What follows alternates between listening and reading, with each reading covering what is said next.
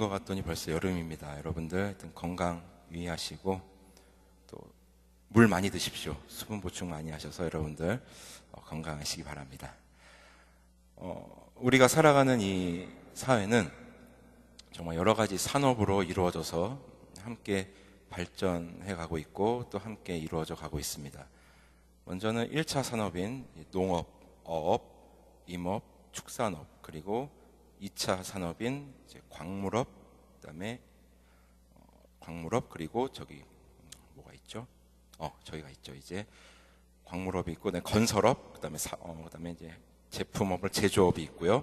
그리고 3차 산업인 또 상업, 그다음에 서비스업, 그리고 여러 가지 통신업 등 여러 가지 산업이 한데 얽혀져서 이루어져 가고 있습니다.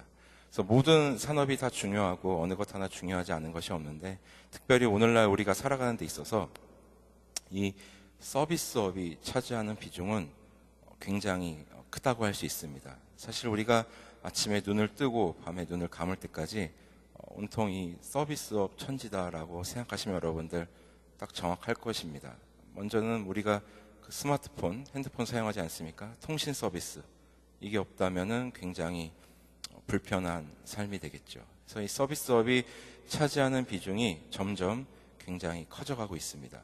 그래서 남태평양이나 저기 인도양에 있는 섬나라들은 이 서비스업, 이제 관광업이 이제 국가 산업으로 되어서 이제 그렇게 국가가 이제 경영되어 가기도 합니다. 특별히 우리나라에도 제주 특별자치도라든지 강원도, 또 강원도 중에서도 이 동해안 쪽은 이 관광산업, 이 서비스 산업이 주를 이룬다 해도 과언이 아닐 것입니다. 그래서 그것에 종사하는 분들도 많고 또 그것으로 인해서 또 그 지역이 이제 굴러가는 것을, 경영되는 것을 볼 수 있습니다. 이 서비스업에서 이제 중요한 것은 아무래도 이제 여러분 고객이겠죠. 고객이 없다면 이 서비스업은 무의미한 사업이 될 텐데, 그래서 많은 서비스업 업체들이 또 이 고객을 또 어떻게 유치하느냐, 또 그리고 그 유치한 고객을 얼마나 잘 유지하느냐가 이제 관건이 되고 있습니다. 그래서 수많은 서비스로 이제 고객을 만족시키기 위해서 노력들을 하고 있는데, 근데 이제는 이 서비스 업체들이 잠시 고객 만족을 넘어서 이제 고객 감동으로 이어가고 있습니다. 그래서 한 번 고객은 영원한 고객이다 해서 이제 다양한 서비스, 또 심도 있는 서비스를 제공함으로써 이 고객을 참 감동시키겠다라고 하고 있는데, 근데 여러분 이제 우리가 이 서비스로 인해서 우리의 마음이 감동하기가 이게 사실 쉽지가 않죠. 왜냐하면 그 서비스 업체에서 베푸는 그 서비스는 이 완전하고 완벽하지가 않기 때문입니다. 참 허점이 많이 있습니다. 서비스 업체에서 정말 완벽한 서비스를 제공한다고 해도 고객이 그것에 만족하지 못하고 혹은 그 서비스로부터 누락이 된다면 굉장히 기분이 상하지요. 혹은 우리가 비용을 지불했는데 우리가 정당히 지불한 그 비용에 따른 서비스가 제공되지 않는다면 또 굉장히 기분 나쁩니다. 또 우리 인간들의 요구가 다 다르고 취향이 다 다르기 때문에 이 고객 감동이란 말은 어쩌면은 영원히 이루어지지 않을, 완성되지 않을 그러한 단어가 아닌가 생각되어집니다. 수많은 업체들이, 백화점이 또 개인 사업체들이 이 서비스를 내세우면서 고객을 감동시킨다라고 하고 있지만 그것이 쉽지 않은 것이 사실입니다. 인간의 서비스는 그렇습니다.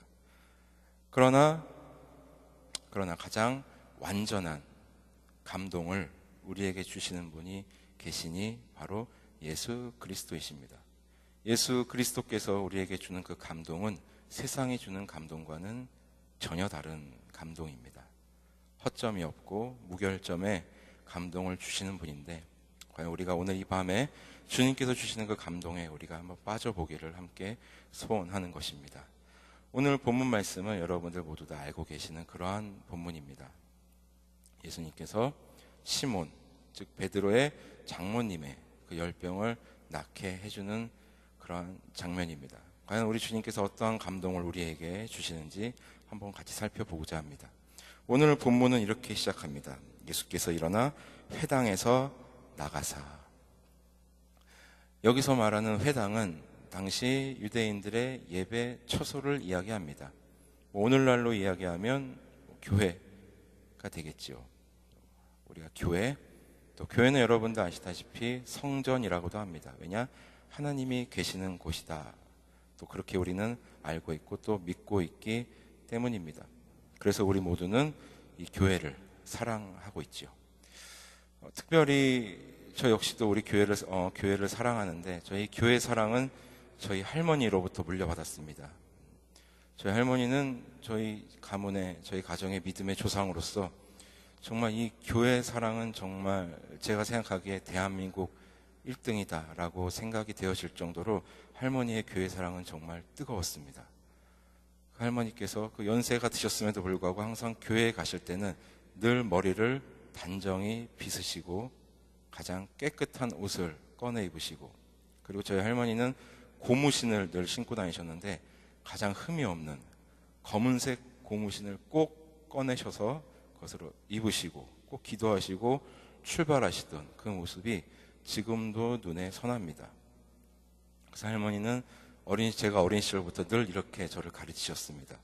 교회 갈 때는 좋은 옷이 아니더라도 가장 깨끗한 옷으로, 가장 단정한 모습으로, 그리고 깔끔한 모습으로 가도록 해라. 어린 시절부터 제 귀에 못이 박히도록 가르쳐주신 할머니의 가르침입니다. 그래서 옷이나 신발을 만약에 새로 사게 된다면 꼭 교회에 먼저 입거나 신고 가게 하셨습니다.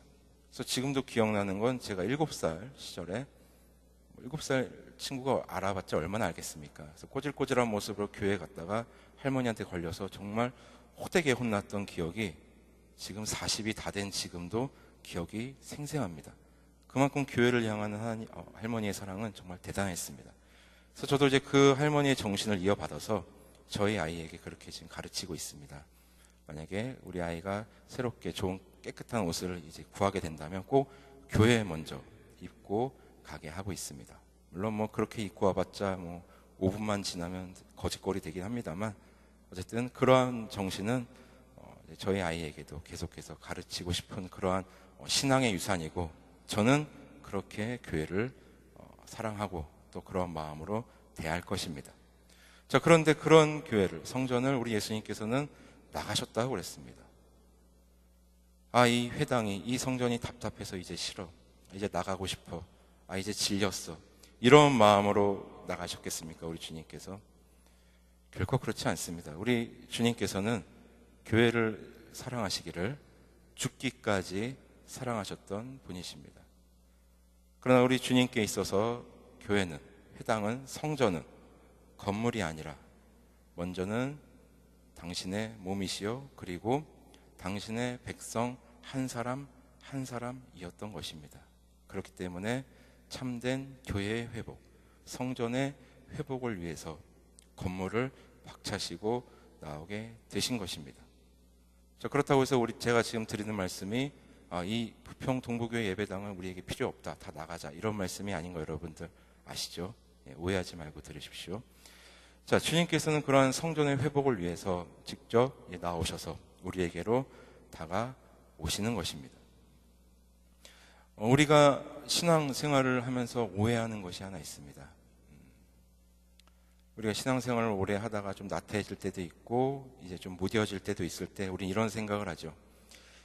이제 이 시간이 좀 지나가면, 내가 좀 바쁜 일이 좀 없어지면, 내가 좀 상황이 여유로워지면 그때 다시 주님께로 가지 뭐.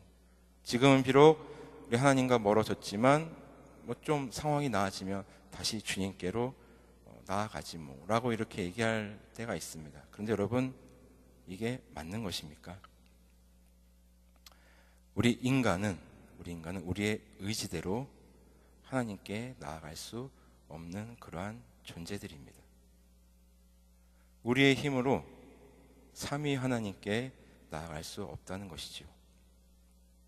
천지를 창조하시고 지금도 운행하시는 성부 하나님, 인간의 몸으로 이 땅 가운데 내려오신 성자 하나님, 지금도 나와 동행하시며 나로 하여금 생각나게 하시는 그 성령 하나님을 우리가 만나고 싶다고, 그분께 나아간다고 우리의 의지로 갈 수 있는 것이 아닙니다. 주님께서 먼저 우리에게 와 주시지 않으면, 만나 주시지 않으면 우리의 힘으로는 갈 수 없는 것입니다.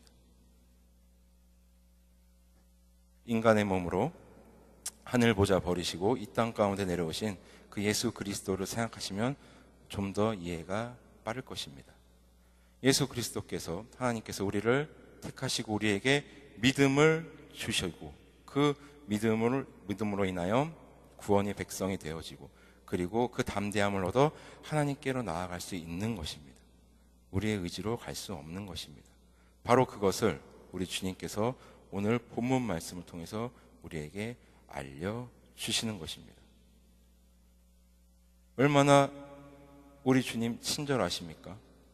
회당에 계시다가 그냥 당신의 뜻대로, 당신의 의지대로 시몬, 베드로의 집으로 찾아가십니다. 베드로가 저희 집에 와주십시오라고 요청하지도 않았습니다. 그러나 주님께서는 당신의 의지를 가지시고 베드로의 집으로 향하게 되십니다. 그뿐만이 아닙니다. 그곳에 가시고 그곳 사람들의 요청에 의해 베드로의 장모님의 열병도 낫게 해주십니다. 진짜 이 세상 무엇과도 비교할 수 없는 큰 감동을 그들에게 허락하십니다. 우리가 주님께로부터 받은 감동 여러 가지가 있겠지만 그러나 더욱더 비교할 수 없는 큰 감동은 무엇보다 우리를 구원해 주셨다는 것, 당신의 자녀 삼아 주셨다는 것이야말로 가장 큰 감동이 아닐 수 없습니다. 자, 그러한 모습을, 행보를 주님께서는 우리에게 보여주시는 것입니다. 얼마나 많은 기업들이, 얼마나 많은 서비스 업체들이 고객 감동을 표방하고 그것을 이루기 위해서 얼마나 많은 노력들을 하고 실제로 서비스를 베풀고 있습니까? 그러나 그것이 우리 인간의 참된 만족을 이끌어내고 참된 감동을 이끌어낼 수는 없는 것입니다. 오직 우리 주님만이 그러한 감동을 우리에게 주시는 것입니다. 여러분, 한번 여러분들의 지난 삶을 한번 생각해 보십시오. 냉정히 생각해 봤을 때 과연 내가 내 스스로 먼저 하나님께 나아간 적이 있었던가? 주님께서 먼저 우리에게 찾아와 주시지 않았던들 과연 우리가 그 주님 앞으로 나아갈 수 있었던가? 한번 생각해 보시기 바랍니다. 주님께서 먼저 찾아와 주시고 우리를 만나 주시고 우리에게 감동을 주시는 것입니다. 그런 분이 바로 우리 예수 그리스도이십니다. 그리고 오늘 본문 39절은 이렇게 마무리되어집니다. 39절입니다. 예수께서 가까이 서서 열병을 꾸짖으신데 병이 떠나고 여자가 곧 일어나 그들에게 수종드니라. 예수 그리스도로부터 세상과 비교할 수 없는 감동을 받은 베드로의 장모님은 곧 일어나 수종을 들었다라고 표현하고 있습니다. 여러분, 이렇게 봤을 때 예수님께 감동을 받은 사람은 움직이게 돼 있습니다. 먼저는 주님의 말씀에 순종하며 그 뜻을 따르는 하나님의 사람이 되겠지요. 그리고 하나님을 사랑하고 또 그와 같은 마음으로 이웃을 사랑하게 되어 있습니다. 예수 그리스도로부터 완전한 감동을 받은 자는 움직이게 되어 있다는 것입니다. 그리고 그 감동은 바로 구원의 즐거움인 것입니다. 그리고 이 구원의 즐거움, 그 감동을 받은 자는 그 감동을 내 안에서만 가두어두지 않는 것입니다. 베드로의 장모가 그러했던 것처럼 그것을 삶으로 드러내게 되어 있는 것입니다. 다시 한번 말씀드립니다. 우리 주님은, 우리 예수 그리스도는 저 하늘 위에 우리와 상관없는 분이 아니라 이 땅 가운데 하늘 보좌 버리시고 이 땅 가운데 내려오셨으며 무엇보다 우리의 삶의 현장으로 먼저 찾아와 주시는 분이십니다. 우리는 읽지는 않았지만 누가복음 5장에 보면 갈릴리 호숫가에서 베드로를 부르시는 예수 그리스도를 볼 수 있게 됩니다. 갈릴리 호숫가, 바로 베드로의 삶의 현장입니다. 베드로의 어업 현장입니다. 그곳으로 찾아오셔서 베드로를 부르십니다. 즉 우리의 삶의 현장으로 찾아오셔서 주님은 우리를 부르시고 만나 주신다는 것입니다. 그리고 베드로는 그 주님의 부르심에 신실하게 응답하였습니다. 여러분, 우리의 삶의 현장은 다 각기 다르고 참 다양합니다. 그러나 그 삶의 현장에 바로 주님께서 먼저 찾아오셔서 우리를 불러주신다는 것입니다. 우리와 상관없는 주님이 아니시라는 것입니다. 바로 우리의 삶의 현장에 주님께서 큰 감동으로 다가와 주신다는 것입니다. 이제 우리의 할 일은 자명합니다. 그 감동을 받은 자들답게, 그 감동을 맛본 자들답게 우리의 삶으로, 우리의 삶의 모습으로 나타내야 되는 것입니다. 먼저는 구원의 즐거움을 나타내야 합니다. 그리고 그 그리스도의 감동을 나타내어야 합니다. 우리 한 사람 한 사람이 그러한 통로가 되어 우리의 주위에 그 감동을, 사랑을 흘려 보내야 되는 줄 믿습니다. 우리가 그러한 삶을 살아갈 때 우리 역시 우리 한 사람 한 사람은 성전의 모습을 회복하게 될 것이고, 무엇보다 우리가 주님으로부터 감동을 받은 만큼 우리의 삶을 통해 주님의 마음에 큰 감동을 드리는 자들이 될 줄 믿습니다. 아무쪼록 이 밤에 함께 찬양하며 기도하며 나아갈 때 주님께 받은 그 감동을 내 안에서만 가둬두는 것이 아니라 흘려보내게 하옵소서. 그리고 하나님의 마음을 감동케 하는 그러한 하나님의 백성 되게 하옵소서. 그렇게 기도하며 하나님께 더욱더 가까이 가는 우리 모두가 되시기를 주님의 이름으로 소원합니다. 하나님 감사합니다. 무엇보다 우리를 먼저 찾아오시고 우리에게 큰 감동을 주셔서 감사합니다. 바로 그 감동이란 우리를 당신의 백성 삼아주시고 우리를 구원의 길로 인도하신 것임을 또한 깨닫게 해주셔서 감사합니다. 아버지, 바라옵기는 그것을 우리 속에서만 가두어두는 것이 아니라 그것을 우리의 삶을 통하여 우리가 통로가 되어 흘려보냄으로 인하여 더욱더 이 땅 가운데서 하나님의 뜻을 실천하며 나타내며 살아갈 수 있는 우리 모두가 될 수 있도록 주님 인도하여 주옵소서. 무엇보다 아버지 하나님, 먼저 우리를 찾아와 주셔서 감사드립니다.